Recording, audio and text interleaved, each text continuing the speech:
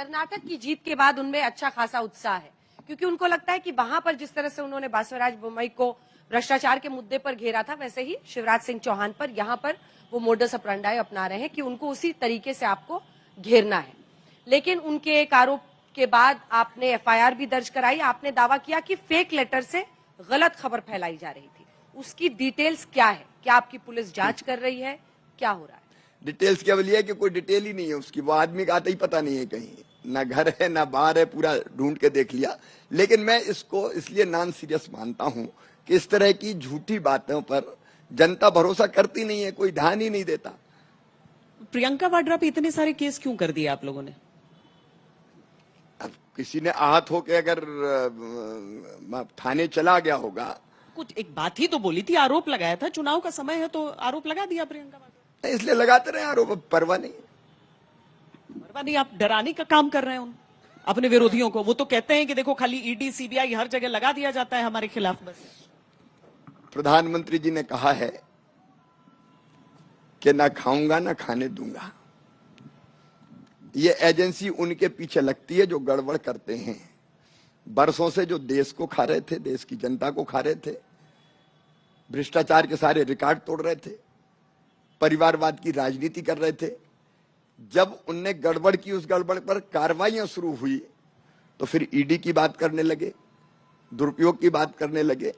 देखिए, गड़बड़ की है तो ये नरेंद्र मोदी है जो कोई मुरब्बत नहीं पालेंगे और गड़बड़ करने वाले को सजा मिलेगी, बच नहीं सकता गड़बड़ करने वाला।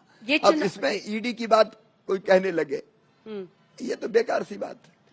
प्रधानमंत्री नरेंद्र मोदी के चेहरे पर ये चुनाव लड़ा जा रहा है या शिवराज सिंह चौहान के चेहरे पे? चंद्रयान की खुशी पर आप इसको जीतने की कोशिश करेंगे या अपने काम पे? प्रधानमंत्री नरेंद्र मोदी एमपी के मन में मोदी है या एमपी के मन में मामा है? देखिए, देश के मन में मोदी है और एमपी के मन में मोदी है।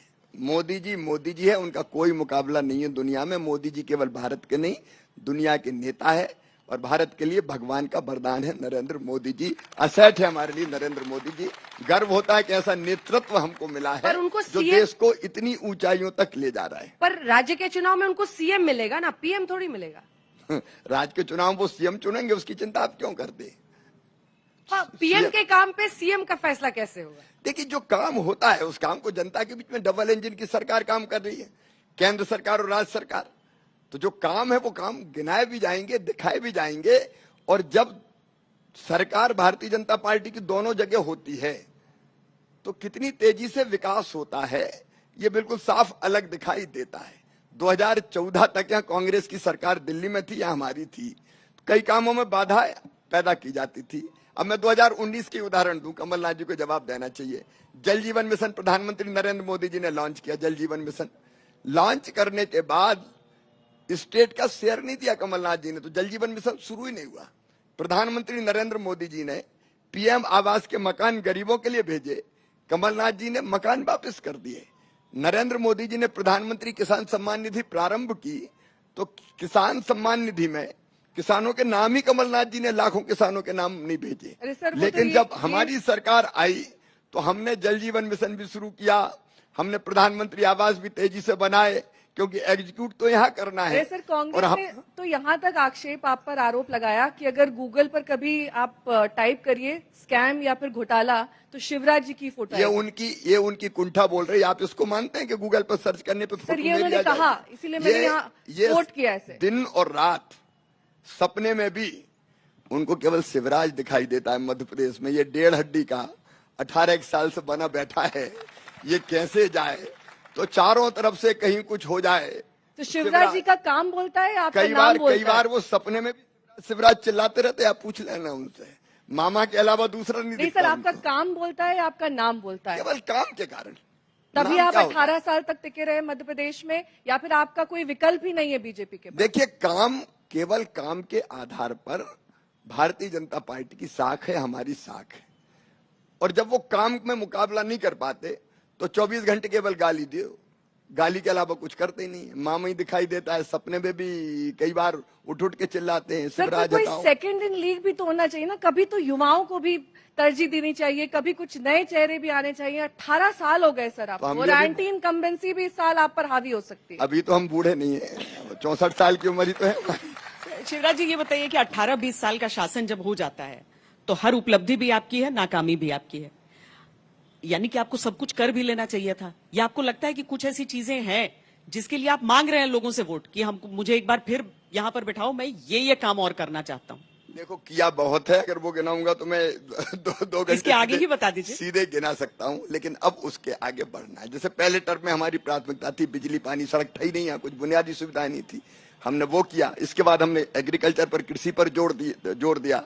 आपको ये जान के प्रसन्नता होगी कि मध्य प्रदेश में 159 लाख मीट्रिक टन अन्न का उत्पादन था, अब हमने लगभग उसको पहुंचा दिया 700 लाख मीट्रिक टन के आसपास। अन्न के भंडार भर दिए। मध्य प्रदेश की अर्थव्यवस्था जो वाइब्रेंट हुई, उसमें खेती का बहुत बड़ा योगदान है। किसान के पास पैसा आया तो वो दुकान पर गया, सामान खरीदा, पूरी अर्थव्यवस्था गतिमान हमारी हो गई। लेकिन अब हम शिक्षा और स्वास्थ्य के क्षेत्र में, शिक्षा में देखेंगे तो सीएम राइज स्कूल हम बना रहे हैं, जहां बच्चों को ऐसे स्कूल जो प्राइवेट स्कूलों से बेहतर हो। सीएम राइज स्कूल की एक बिल्डिंग बनती है 38 करोड़ में, 40 करोड़ रुपए में।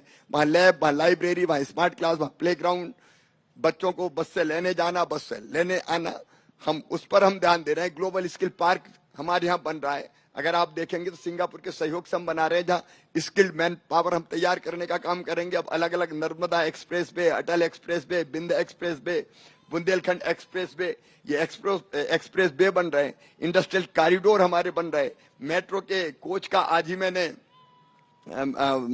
अनावरण किया है। अभी ट्रायल रन मेट्रो का होने वाला है सितंबर के महीने में। अब इससे आगे बढ़ना है। हम अब मध्य प्रदेश को आईटी का हब बनाना चाहते, टेक्सटाइल का हब बन गया, ऑटोमोबाइल का हब बन गया। तेजी से उद्योग आ रहे हैं, तेजी से निवेश आ रहा है। हमने ग्लोबल इन्वेस्टर समिट की तो 15 लाख करोड़ से ज्यादा के निवेश के प्रस्ताव हमारे पास आए, जिनको हम जमीन पर उतार रहे हैं। स्टार्टअप की नीति हमने बनाई, हमारे बच्चे अब स्टार्टअप प्रारंभ कर रहे हैं। 3700 स्टार्टअप्स मध्य प्रदेश के बच्चों ने प्रारंभ किए हैं। यूनिकॉर्न भी अब मध्य प्रदेश में हमारे पास है। इंक्यूबेशन सेंटर मध्य प्रदेश में लगातार खुल रहे हैं। तो अब जहां तक हम पहुंचे उससे आगे मध्य प्रदेश को ले जाना है, उसका हम सफर तय कर रहे हैं। अभी मध्य प्रदेश की जो इकोनॉमी हमने तय किया कि $550 बिलियन की इकोनॉमी मध्य प्रदेश को बनाएंगे। देश अब 5वीं सबसे बड़ी अर्थव्यवस्था है। प्रधानमंत्री जी ने कहा $5 ट्रिलियन की इकोनॉमी देश को बनाना, तो उसके लिए $550 बिलियन की इकोनॉमी। कितनी सीटें आपको लग रहा है कि इस बार आप हासिल कर पाएंगे? एक प्रेडिक्शन ले लेते हैं ताकि फिर जब आप चुनाव के रिजल्ट्स आएंगे उस दिन भी आपसे बातचीत होगी। कितनी सीटें आपको लग रहा है कि इस बार आप जीत पाएंगे? देखिए, पिछली बार 2013 में 165 सीटें हमने जीती थी। हम उस रिकॉर्ड को तोड़ेंगे इस बार। 18 सोचना ही नहीं चाहते हैं बीच में आप? नहीं, बीच में आया और चला गया। जो चला गया उसे भूल जा।